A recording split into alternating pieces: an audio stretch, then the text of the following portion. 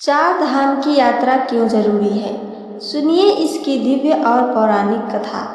भारतवर्ष की इस पवित्र भूमि पर जब जब धर्म की हानि हुई, तब तब भगवान ने अपना अवतार लेकर इस धरती को पवित्र किया। इन्हीं पवित्र स्थलों में से सबसे प्रमुख है चार धाम। चार धाम का अर्थ है वह चार पवित्र स्थान जहाँ जाकर मनुष्य जीवन मरण के चक्र से मुक्त हो सकता है। इन्हें कहा जाता है बद्रीनाथ जो उत्तर में है, द्वारका पश्चिम में है, पुरी पूर्व में है और रामेश्वरम दक्षिण में है। ये चारों धाम चार दिशाओं में स्थित है और इनके पीछे छिपी है एक अद्भुत पौराणिक कथा जो न केवल इन तीर्थों की महिमा बताती है बल्कि ये भी समझाती है कि एक बार इन चार धाम की यात्रा क्यों जरूरी है। नारद मुनि की जिज्ञासा और विष्णु भगवान का उत्तर। एक बार नारद मुनि वैकुंठ धाम पहुँचे। उन्होंने प्रभु से पूछा, प्रभु यह तो सत्य है कि आपका स्मरण ही मोक्ष का मार्ग है, लेकिन फिर मनुष्य जीवन में तीर्थ यात्रा की इतनी महिमा क्यों कही गई है? भगवान विष्णु मुस्कुराए और बोले, नारद केवल स्मरण तो श्रेष्ठ है, परंतु मनुष्य जब मेरे उन स्थलों की यात्रा करता है जहाँ मैंने अवतार लिया, तब किया या राक्षसों का संहार किया, तो वहाँ की ऊर्जा, वहाँ का पुण्य उसके सारे पापों को हर लेता है। और ऐसे ही मेरे चार धाम हैं। चार धाम की स्थापना का रहस्य आइए सुनते हैं। नारद मुनि ने अगला प्रश्न किया, प्रभु ये चार धाम चारों दिशाओं में क्यों हैं? इनकी स्थापना कैसे हुई?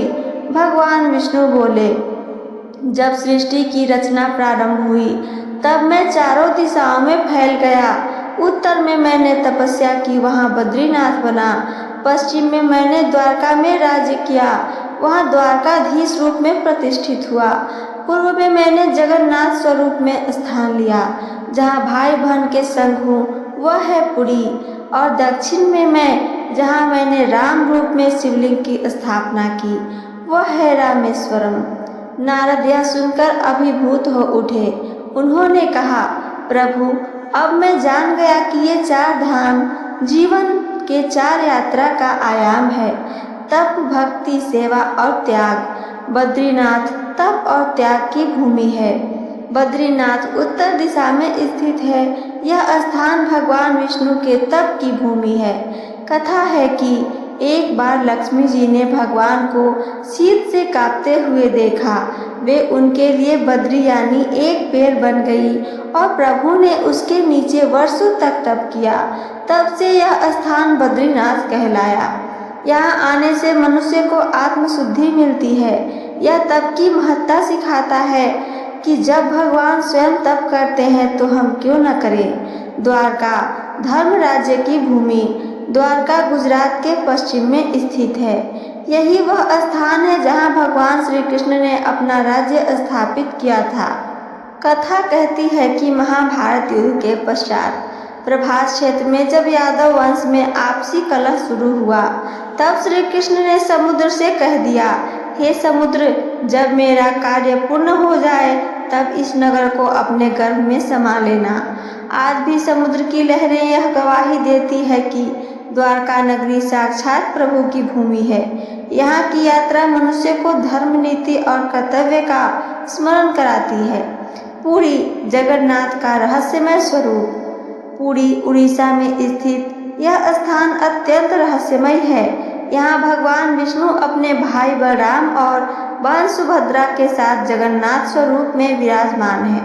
कहते हैं कि भगवान नील माधव यहाँ प्रकट हुए थे और उनके दर्शन एक आदिवासी को हुए। कालांतर में राजा इंद्रधुम्न ने यहाँ मंदिर बनवाया। जगन्नाथपुरी की रथ यात्रा विश्व विख्यात है। यहाँ की यात्रा भक्ति और सच्चे प्रेम का प्रतीक मानी जाती है। रामेश्वरम राम की शिव भक्ति। रामेश्वरम दक्षिण भारत में स्थित है, जहाँ भगवान श्री राम ने रावण वध से पूर्व भगवान शंकर की स्थापना की थी। कथा है कि राम ने सीता की पवित्रता सिद्ध हो जाने के बाद भी रावण वध के पाप से मुक्ति हेतु एक शिवलिंग की स्थापना करनी चाहिए। उन्होंने हनुमान को काशी में शिवलिंग लाने भेजा। हनुमान देर हो गए। तब राम ने मिट्टी से एक शिवलिंग बनाकर पूजा की। हनुमान जब लौटे तो उनके लाए शिवलिंग को भी वहीं प्रतिष्ठित किया गया। यह स्थल हमें विनम्रता, भक्ति और क्षमा का पाठ पढ़ाता है। क्यों जरूरी है चार धाम की यात्रा? आइए आगे अब जानते हैं इस प्रश्न को। क्या चार धाम की यात्रा आवश्यक है? उत्तर है हाँ। आप जीवन में मोक्ष, शांति और आत्मज्ञान पाना चाहते हैं तो चार धाम की यात्रा जरूर करें। हमारे अहंकार को तोड़ती है, हमारे जीवन को दिशा देती है। चार धाम चारों पुरुषार्थ, धर्म, अर्थ, काम, मोक्ष ये प्रतीक हैं। यह यात्रा एक आत्मिक जागरण है। पांडवों की चार धाम की यात्रा की कथा आइए आगे सुनते हैं। कहते हैं कि महाभारत युद्ध के पश्चात पांडवों को पश्चाताप हुआ। उन्होंने भगवान व्यास से मार्ग पूछा। व्यास जी बोले, चार धाम की यात्रा ही तुम्हें पापों से मुक्ति दिला सकती है। तब पांडव उत्तर से प्रारंभ कर चारों धामों की यात्रा करते हुए अंत में बद्री धाम से ऊपर स्वर्गारोहण के लिए हिमालय गए। यह कथा दर्शाती है कि जब स्वयं पांडवों को भी यात्रा करनी पड़ी तो हमें क्यों न करनी चाहिए।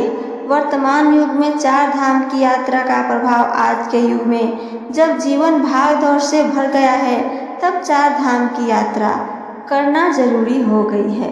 मन को स्थिर करती है, आत्मा को शुद्ध करती है, पवित्रता का अनुभव कराती है। यह शरीर के साथ साथ आत्मा का भी शुद्धिकरण करती है। चार धाम यात्रा से जुड़ी लोक मान्यताएं आइए आगे जानते हैं। माना जाता है कि चार धाम की यात्रा करने वाले मनुष्य अगले जन्म में ऊंचे कुल में जन्म लेता है। उनका पितरों को भी पुण्य प्राप्त होता है। मृत्यु के समय उन्हें यमदूत नहीं लेने जाते बल्कि देवदूत मार्गदर्शन करते हैं।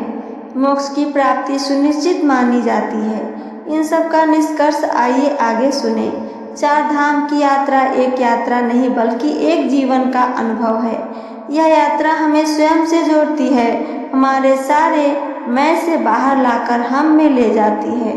बद्रीनाथ हमें सिखाता है तप करो, द्वारका सिखाता है धर्म से राज्य करो, पुरी बताता है सब कुछ प्रेम करो, रामेश्वरम सिखाता है अहंकार त्याग कर भक्ति करो।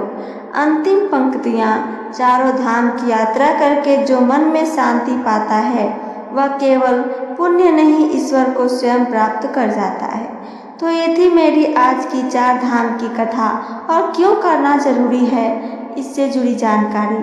अगर मेरी जानकारी आप सबको पसंद आई हो तो चैनल को सब्सक्राइब करके वीडियो को लाइक करना ना भूलें।